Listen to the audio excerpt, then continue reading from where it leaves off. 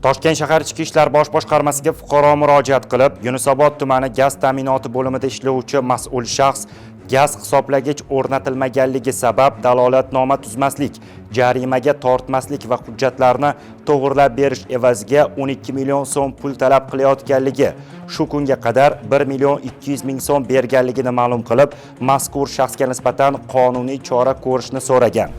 Toshkent shahar Ichki ishlar bosh boshqarmasi tezkor qidiruv xizmati korrupsiya va iqtisodiy jinoyatlarga qarshi kurashish bo'limi xodimlari tomonidan o'tkazilgan tezkor tadbirda Yunusobod tumani gaz ta'minoti bo'limida ishlovchi mas'ul shaxs fuqarodan 12 million so'mdan qolgan 10 million 800 ming so'm pullarni olgan vaqtida ashyoviy dalillar bilan ushlangan.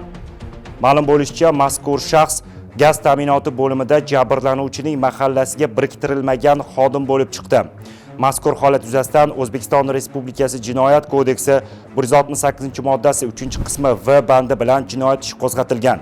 Hurmatli yurtdoshlar, agar siz korrupsion jinoyatlarga duch kelsangiz, ichki ishlar organlariga murojaat qilishingizni so'raymiz. Korrupsiyaga qarshi birgalikda kurashaylik.